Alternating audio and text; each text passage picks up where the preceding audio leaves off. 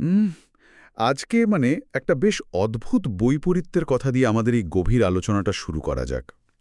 ধরুন, এমন একটা সমাজের কথা যদি আমরা চিন্তা করি, যা সবেমাত্র আধুনিকতার স্বাদ পেতে শুরু করেছে। হ্যাঁ, চারদিকে তখন বিজ্ঞান আর যুক্তির জয় জয়কার। ঠিক, নবজাগরণের আলো বলতে যা বোঝায় আর কি।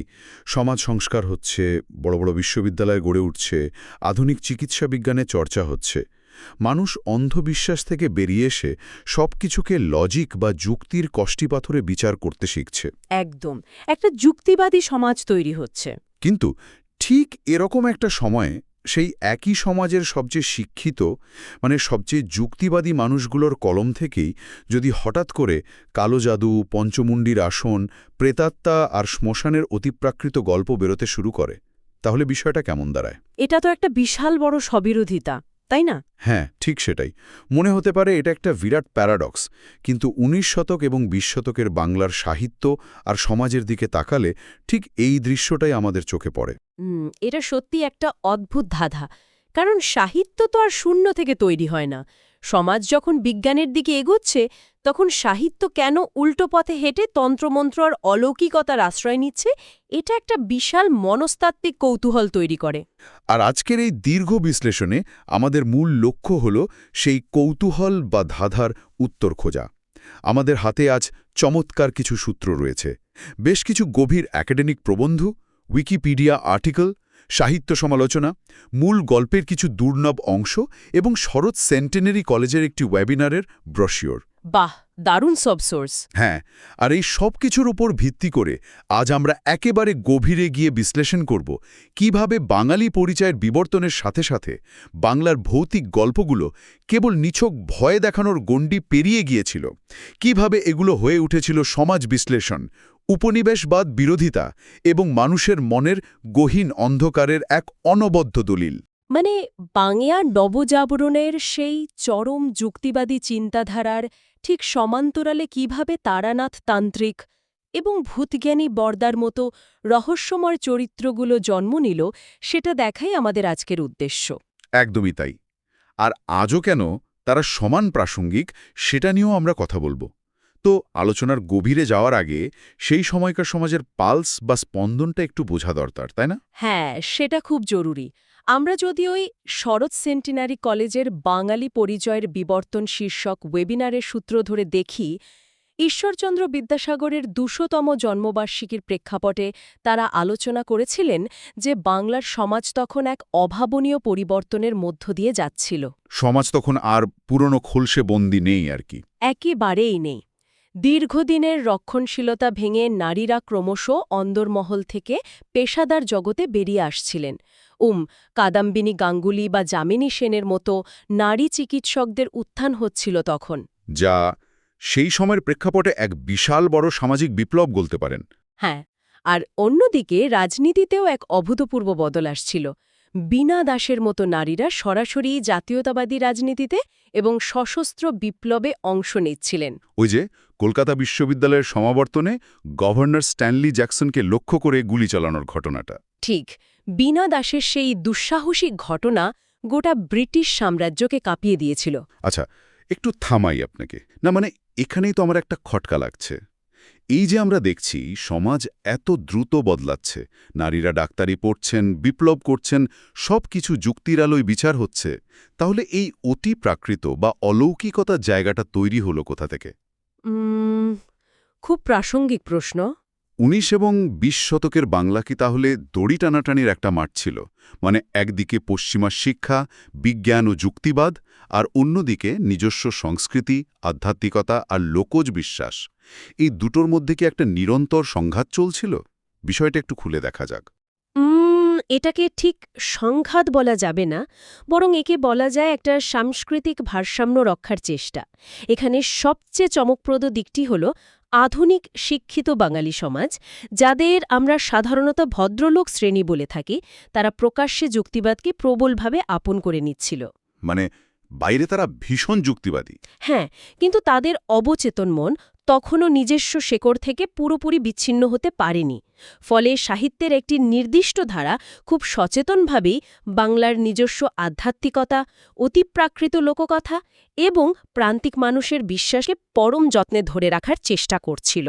ও আচ্ছা, মানে পশ্চিমা যুক্তিবাদ যখন সবকিছুকে একটা নির্দিষ্ট ফ্রেমে বাঁধতে চাইল, তখন বাংলার সাহিত্য যেন সেই ফ্রেম ভেঙে অসীমের দিকে হাত বাড়ালো। একদম ঠিক বলেছেন। অজানা রহস্যের দিকে হাত বাড়ালো। আর এই অজানা রহস্যের দিকে হাত বাড়ানোর সবচেয়ে আইকনিক উদাহরণটি বোধহয় তৈরি হয়েছিল ১৯৪০ সালে। ঠিক এরকম একটা যুক্তিবাদী আন্দোলনের সমসাময়িক সময়ে প্রখ্যাত লেখক বিভূতিভূষণ বন্দ্যোপাধ্যায়ের কলমে জন্ম নিল এক জাদুকরী চরিত্র, তারানাথ তান্ত্রিক। তারানাথ তান্ত্রিক বাংলা সাহিত্যের এক অনন্য চরিত্র। হ্যাঁ, আমরা যদি চরিত্রটার দিকে তাকাই, তারানাথ মধ্য কলকাতার মটলেনে একটা স্যাঁতস্যাঁতে অন্ধকার ঘরে তার কন্যা চারিকে নিয়ে বসবাস করেন। একটা সময় তার প্রচুর তান্ত্রিক ক্ষমতা ছিল, কিন্তু সেই ক্ষমতার অপব্যবহার করার কারণে তার জাদুকরী শক্তির লোপ পেয়েছে। তাই পেশায় তিনি এখন একজন সাধারণ জ্যোতিষী, তাই তো? ঠিক। আর অবসরে বন্ধু লেখক ও কিশোরীর সাথে আড্ডায় বসে তামাক টানতে টানতে নিজের জীবনের বিচিত্র সব রহস্যময় আর অতিপ্রাকৃত অভিজ্ঞতার গল্প শোনান। আর মজার ব্যাপার হলো, এই লিগেসিটা কিন্তু সেখানেই থেমে থাকেনি। বিভূতিভূষণের পর তার ছেলে তারাদাস বন্দ্যোপাধ্যায় এই ধারাকে আরও ব্যাপকভাবে এগিয়ে নিয়ে যান। মানে উনিও তারানাথকেই নিয়ে লিখেছেন? হ্যাঁ, তিনি অলাচক্র, পঞ্চমুণ্ডির আসন সহ আরও 10টি গল্প ও 6টি বই লেখেন এই চরিত্রকে নিয়ে। পরবর্তীতে নাতি, তথাবত ও তৃণঙ্কুর বন্দ্যোপাধ্যায়ও এই উত্তরাধিকার অব্যাহত রেখেছেন। একটু দাঁড়ান, লিগেসির বিষয়টা তো পরিষ্কার, কিন্তু এখান থেকেই বিষয়টা আসলে সবচেয়ে কৌতূহলোদ্দীপক হয়ে ওঠে। মানে মূল জায়গাটাতেই তো একটা বড় প্রশ্ন থেকে যায়। কি রকম? বিভূতিভূষণ বন্দ্যোপাধ্যায়, যিনি পথের পাঁচালী বা আরণ্যকের মতো উপন্যাসে বাংলার গ্রামীণ জীবনের বাস্তবতা, প্রকৃতির সৌন্দর্য আর সাধারণ মানুষের বেঁচে থাকার সংগ্রামকে এত নিখুঁতভাবে তুলে ধরেছিলেন, সেই আধুনিক ও প্রকৃতিপ্রেমী মানুষটি হঠাৎ কালো জাদু, তন্ত্রমন্ত্র আর অলৌকিকতার দিকে কেন ঝুঁকলেন? এই প্রশ্নটা অনেকেই করেন। মানে ব্যক্তিগত শোক বা ট্র্যাজেডি থেকে মানুষ তো সাধারণত স্মৃতিকথা লেখে বা বিরহের কবিতা লেখে। রাইট। সেখান থেকে সরাসরি অতিপ্রাকৃত আর ডার্ক আর্টসের দিকে এই লাফটা তো খুব একটা স্বাভাবিক মনে হচ্ছে না। লাফটা বাইরে থেকে অস্বাভাবিক মনে হলেও এর পেছনের মনস্তত্ত্বটা খুব গভীর। একাডেমিক সূত্রগুলো ঘেঁটে দেখলে বোঝা যায় ১৯১৮ সালে বিভূতিভূষণের প্রথম স্ত্রীর অকাল মৃত্যু তাকে মানসিকভাবে একেবারে ধ্বংস করে দিয়েছিল। ওহ আচ্ছা। হ্যাঁ, যখন কোনো প্রিয়জন হঠাৎ করে হারিয়ে যায়, তখন মানুষের মন শুধু শোকে আচ্ছন্ন থাকে না, সে মরিয়া হয়ে জানতে চায় মৃত্যুর ওপারে জগৎটা কেমন। সেই তীব্র ব্যক্তিগত শূন্যতা এবং পারলৌকিক রহস্যের প্রতি এক ধরনের আধ্যাত্মিক কৌতূহল থেকেই তিনি এই জগতের দিকে আকৃষ্ট হন। অর্থাৎ কেবল নিছক ভৌতিক গল্প লেখার জন্য লেখা নয়, এর গভীরে একটা প্রবল মানসিক হাহাকার ছিল। শুধু কি তাই? এরপর আরও কিছু ঘটনা ঘটে। তার ছেলে তারাদাস বন্দ্যোপাধ্যায়ের যখন প্রাণঘাতী টাইফয়েড রোগ হয়, তখন এক রহস্যময় সাধুর ভবিষ্যৎবাণী এবং কিছু তান্ত্রিক প্রক্রিয়া ঘটনার কথা জানা যায়। সাধুর ভবিষ্যৎবাণী? হ্যাঁ, ওই সাধনাকে ভবিষ্যৎবাণী করেছিলেন যে 6 মাস পর তার নিজের মৃত্যু হবে, আর বাস্তবে ঠিক সেটাই ঘটেছিল। এই যে ব্যক্তিগত শোক, কাছের মানুষের মৃত্যু ভয় আর জীবন মৃত্যুর পারলৌকিক রহস্যকে খুব কাছ থেকে দেখা, এগুলোই তারানাথ তান্ত্রিকের মতো চরিত্রের জন্ম দিয়েছে। বাহ, দারুণ ব্যাপার তো। ফলে এই গল্পগুলোকে কেবল কল্পনা ভাবলে ভুল হবে। এগুলো আসলে গভীর ব্যক্তিগত ট্র্যাজেডি আর আধ্যাত্মিক অনুসন্ধানেরই একটা ফসল। এটা একটা দারুণ প্রেক্ষাপট। কিন্তু তারানাথ তান্ত্রিকের গল্পগুলোর দিকে যদি আমরা একটু গভীরভাবে তাকাই, তাহলে বোঝা যায় এগুলো কেবল গাঁজাখুরি বা ভয় দেখানোর গল্প নয়। আমি তো বলবো এই গল্পগুলো হলো সাহিত্যের একটা ট্রোজান হর্স। ট্রোজান হর্স, এই তুলনাটা বেশ ইন্টারেস্টিং। হ্যাঁ, মানে বাইরে থেকে দেখলে মনে হবে নিখুঁত নিটোল ভূতের গল্প। পাঠক ভাববে সে একটা গাছ হোমছমে গল্প পড়ছে। কিন্তু ওই কাঠের ঘোড়ার পেটের ভেতর যেমন সৈন্যরা লুকিয়েছিল, তেমনি এই ভৌতিক আবহের ভেতরে লুকিয়ে আছে তৎকালীন সমাজ, পুঁজিবাদ এবং উপনিবেশবাদের চরম সমালোচনা। ওয়াও, খুব সুন্দর বলেছেন। ফাইরুজ সাইয়ারার একাডেমিক পেপারটি পড়লে এই বিষয়টা একেবারে দিনের আলোর মতো পরিষ্কার হয়ে যায়। হ্যাঁ, ফাইরুজ সাইয়ারার পেপারে ম্যাজিক রিয়ালিজম বা মায়াবী বাস্তবতার মোড়কে এই সমাজ বিশ্লেষণের বিষয়টা খুব সুন্দরভাবে ব্যাখ্যা করা হয়েছে। একদম, যেমন ধরুন পঞ্চমুণ্ডির আসন এবং ব্রহ্মপিশাচ গল্পের কথা। পঞ্চমুণ্ডির আসন গল্পে শেয়াল, সাপ, মহিষ, কুকুর এবং মানুষের মাথার খুলি ব্যবহার করে গভীর জঙ্গলে তান্ত্রিক সাধনার কথা বলা হয়েছে। যা রীতিমতো ভয়ঙ্কর। আবার ব্রহ্মপিশাচ গল্পে তো রীতিমতো কসমিক হররের আবহ। সেখানে ভূমিকম্পের পূর্বাভাস দেওয়া হচ্ছে, রণদাচরণ ঘোষের ভয়ানক অভিজ্ঞতার কথা বলা হচ্ছে, সেই কালো সবুজ রঙের বুড়ো আঙ্গুলের রূপ নিয়ে পিশাচের আবির্ভাব, উফ, হ্যাঁ। আর তাকে তাড়ানোর জন্য ওই ক্ষেপণী মন্ত্র ব্যবহারের যে বিশদ বর্ণনা, তা পড়লে আজও মেরুদণ্ড দিয়ে ঠান্ডা স্রোত নেমে যায়। কিন্তু এই গা ছমছমে বর্ণনার ফাঁকেই লেখক তৎকালীন সমাজের এমন একটা দিক তুলে ধরেছেন যা আরও অনেক বেশি ভয়ঙ্কর। আপনি নিশ্চয়ই দ্বিতীয় বিশ্বযুদ্ধের সময় সেই বিখ্যাত উক্তিটার কথা বলছেন। ঠিক তাই। দ্বিতীয় বিশ্বযুদ্ধের সময় বাংলায় যখন দুর্ভিক্ষ চলছে, সবজির দাম হু হু করে বাড়ছে, সাধারণ মানুষ না খেতে পেয়ে রাস্তায় মরছে, তখন তারানাথ একটা কথা বলেছিলেন, মনে আছে? হিটলারের সৈন্যদল কি বাংলার শুক্তো আর লাউয়ের ঘণ্ট খায়? হ্যাঁ, এটা তো কেবল একটা আক্ষেপ নয়, এটা তো একটা আস্ত পলিটিক্যাল স্টেটমেন্ট। একদমই। আমরা যদি একটু বৃহত্তর প্রেক্ষাপটে বিষয়টা দেখি, তাহলে বুঝব কেন এই গল্পগুলো সমাজ বিশ্লেষণের দলিল।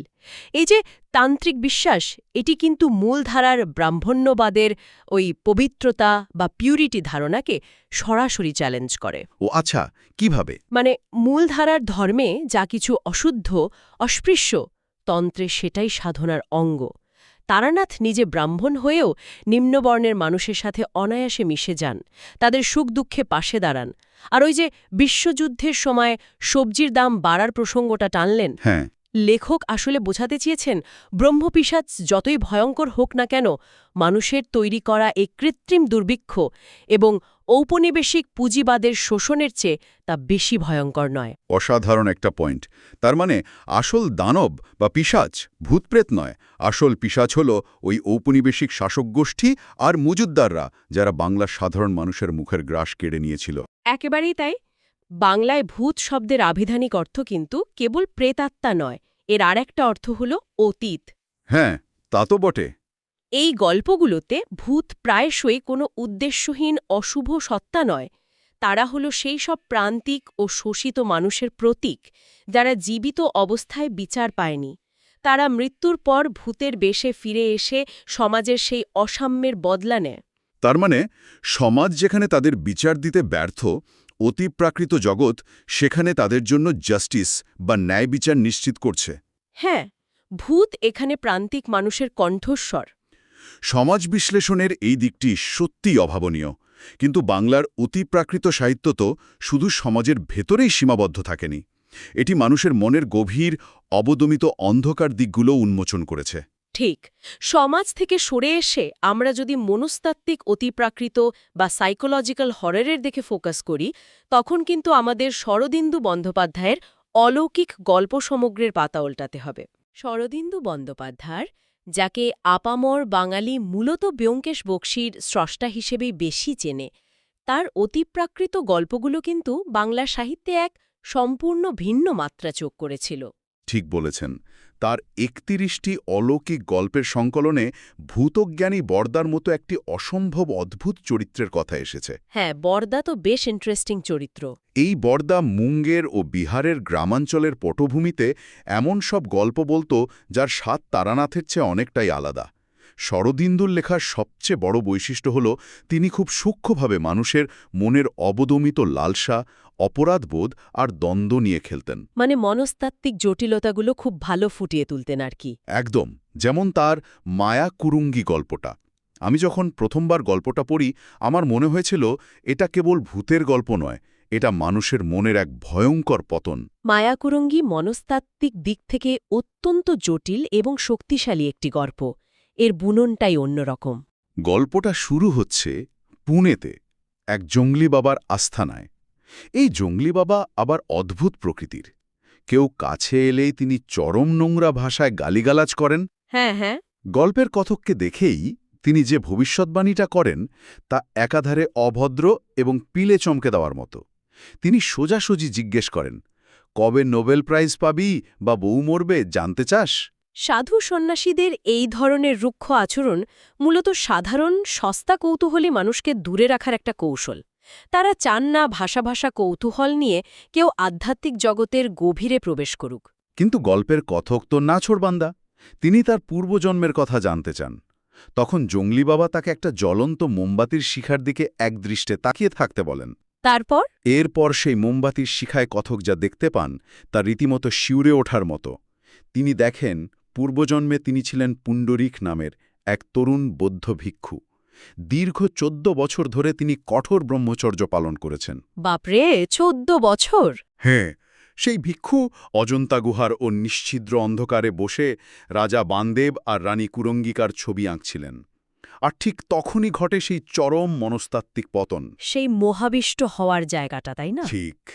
রানী কুরঙ্গিকার অসামান্য রূপে পুণ্ডরিক এমনভাবে মোহাবিষ্ট হয়ে পড়েন যে তার 14 বছরের ব্রহ্মচর্যের অহংকার এক মুহূর্তে ধুলোয় মিশে যায়।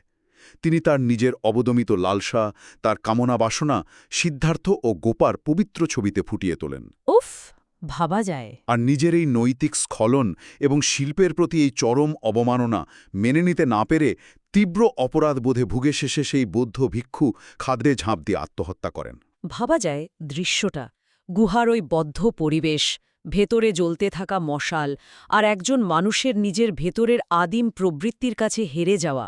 শরিন্দু এখানে কসমিক হরার, রোম্যান্স এবং মানুষের সাইকোলজির যে সূক্ষ্ম মিশ্রণ ঘটিয়েছেন তা সত্যিই তুলনাহীন। ঠিক এই জায়গাটাতেই আমার একটা বড় প্রশ্ন আছে।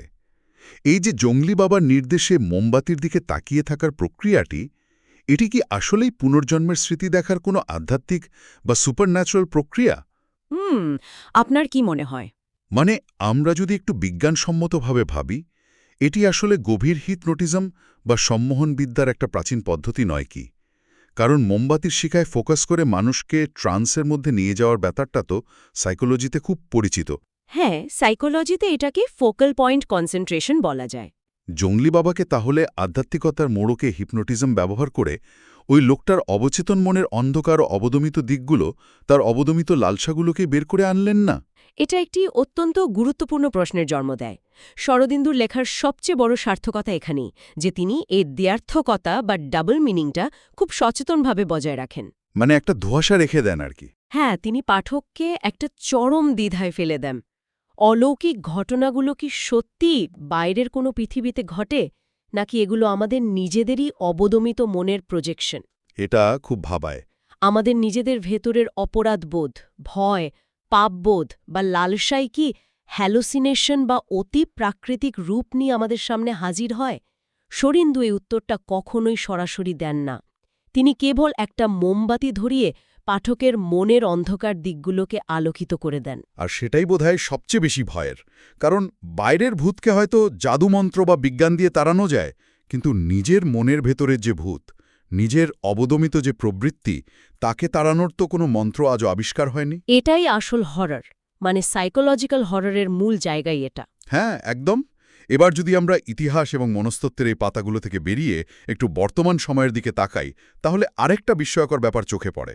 বর্তমান সময়ের কথা বলছেন? হ্যাঁ, এই যে 100 বছর আগে রেধালা তারানাথ তান্ত্রিক বা ভূতজ্ঞানী বর্দার গল্প, আজকের এই 2026 সালের চরম ডিজিটাল যুগে, যেখানে সবকিছু আর্টিফিশিয়াল ইন্টেলিজেন্স আর অ্যালগরিদম দিয়ে নিয়ন্ত্রিত হচ্ছে, সেখানে তো এই গল্পগুলোর ধুলোয় চাপা পড়ে যাওয়ার কথা ছিল, তাই না?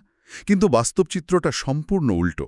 হ্যাঁ, আধুনিক পপ কালচারে এই চরিত্রগুলোর পুনরুত্থান সত্যি একটা ফেনমেনন। উইকিপিডিয়া এবং অন্যান্য মিডিয়া সোর্স থেকে আমরা দেখতে পাচ্ছি মীর আফসার আলীর জনপ্রিয় রেডিও শো সানডে সাসপেন্স এবং পরবর্তীতে ইউটিউব চ্যানেল গপ্প মীরের থেকে এই গল্পগুলো রীতিমতো ঝড় তুলেছে। চ্যানেলটির সাবস্ক্রাইবার সংখ্যা 1.5 মিলিয়নেরও বেশি। বাহ, বিশাল ব্যাপার।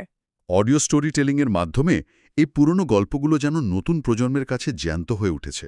আসলে অডিও মিডিয়া মানুষের কল্পনা শক্তিকে সবচেয়ে বেশি উস্কে দেয়, তাই সেখানে এর প্রভাব এত বেশি। শুধু অডিও নয়, ভিজুয়াল মিডিয়াতেও এর বিস্তৃতি ব্যাপক।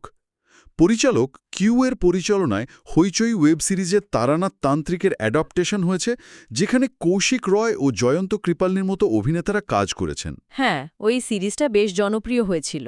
আবার শ্রমিক দাশগুপ্তের টি গ্রাফিক নভেলের মাধ্যমে তারানাথতান্ত্রিক পশ্চিমা কমিক বুকের সুপারহিরোদের স্টাইলে নতুন রূপ পেয়েছে। এমনকি কালার্স বাংলায় টোটা রায় চৌধুরী অভিনীত একটি টিভি সিরিজও তৈরি হয়েছে। এতগুলো অ্যাডাপ্টেশন! তাহলে এই সব কিছুর মানে কি দাঁড়ালো? আধুনিক এই যান্ত্রিক এবং প্রযুক্তি নির্ভর শহরী মানুষের কাছে ১০০ বছর আগের এই তান্ত্রিক বা ভূতজ্ঞানী চরিত্রগুলোর এত আবেদন কেন? কেন আমরা আজও ওই অন্ধকার মটলেনের স্যাঁতস্যাঁতে ঘরের আড্ডায় ফিরে যেতে চাই? এর উত্তরটা লুকিয়ে আছে আমাদের বর্তমান জীবনযাত্রার চরম বিচ্ছিন্নতার মধ্যে।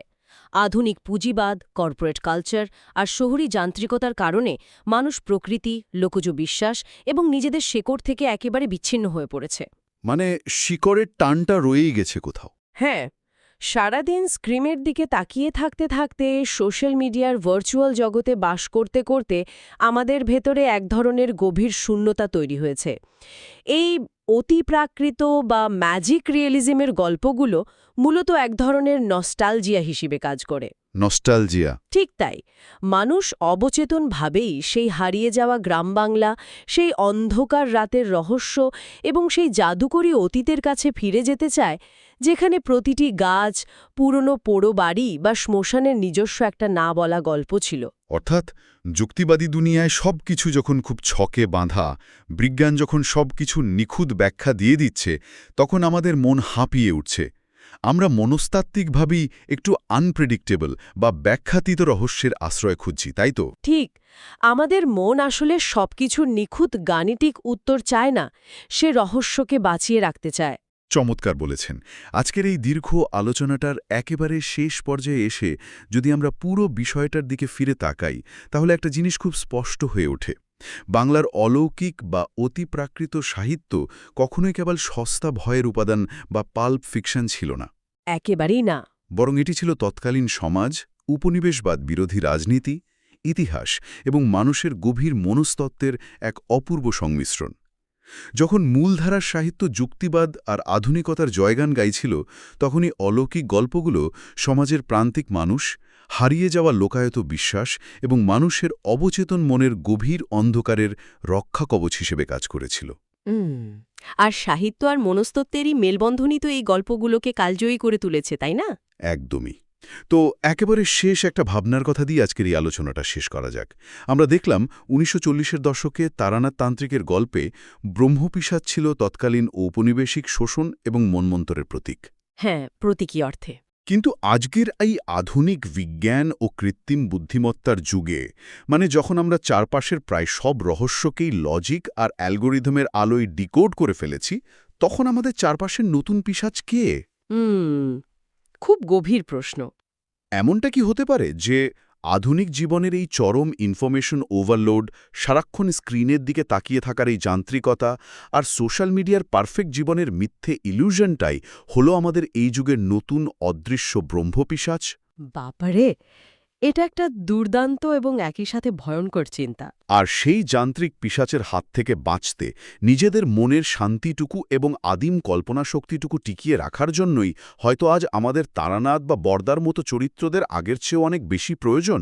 মানে এক অর্থে তারা আমাদের সাইকোলজিক্যাল শেল্টার। ঠিক তাই।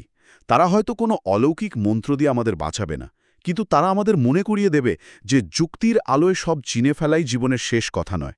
মানুষের মনের ভেতরের সেই অচেনা অন্ধকারকে, সেই রহস্যকে বাঁচিয়ে রাখাতেই লুকিয়ে আছে আমাদের আসল মুক্তি। অসাধারণ। এই যুগের এই নতুন পিশাচের মুখোমুখি দাঁড়িয়ে সেই মুক্তির পথ আমরা কিভাবে খুঁজব, সেই প্রশ্নটাই আজ সকলের ভাবনার জন্য খোলা রইল।